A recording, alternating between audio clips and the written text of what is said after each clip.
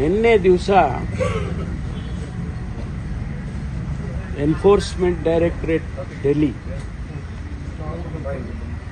ಆಫೀಸರ್ಸ್ಗಳು ನಮ್ಮ ಸಂಸ್ಥೆಯ 3 ಕಾಲೇಜುಗಳಿಗೆ ಭೇಟಿ ಕೊಟ್ಟಿದ್ದಾರೆ.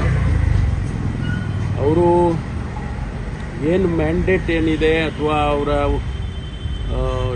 ಇನ್ಸ್ಟ್ರಕ್ಷನ್ಸ್ ಏನು ಅಂತ ಏನೂ ಗೊತ್ತಿಲ್ಲ. ಅವರು ನಮ್ಮ ಕಾಲೇಜಿಗೆ ಭೇಟಿ ಕೊಟ್ಟು ನಮ್ಮ ಅಕೌಂಟ್ಸ್ಗಳನ್ನೆಲ್ಲ ಕೇಳಿದ್ದಾರೆ.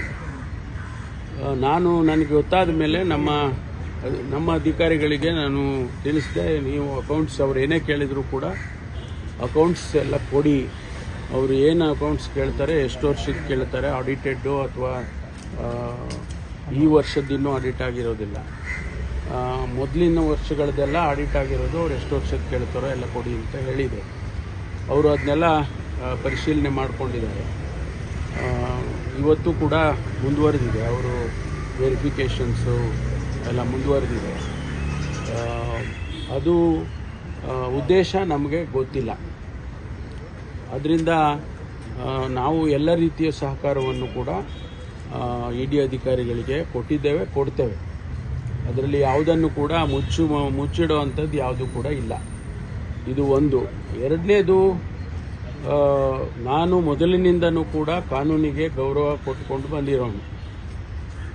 ಕಾನೂನಿಗೆ, ಈ ದೇಶದ ಕಾನೂನು ಎಲ್ಲರಿಗೂ ಒಂದೇ ಕಾನೂನು, ಬೇರೆ ಬೇರೆಯವರಿಗೆ ಬೇರೆ ಬೇರೆ ಕಾನೂನಿಲ್ಲ.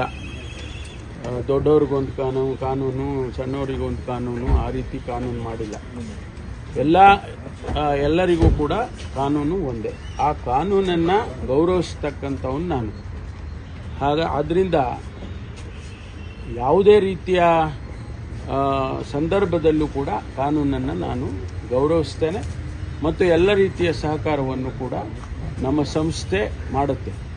ಯಾಕೆಂದರೆ ಇದು ಸಂಸ್ಥೆ ವಿಚಾರ ಆಗಿರೋದ್ರಿಂದ, ಇದು ನಾನು ಒಬ್ಬ ಇಂಡಿವಿಜುವಲ್ ಅಲ್ಲ, ಇದು ಸಂಸ್ಥೆ ವಿಚಾರ ಆಗಿರೋದ್ರಿಂದ ಸಂಸ್ಥೆ ಎಲ್ಲ ಸಹಕಾರವನ್ನು ಕೂಡ ನಾವು ಕೊಡ್ತೇವೆ.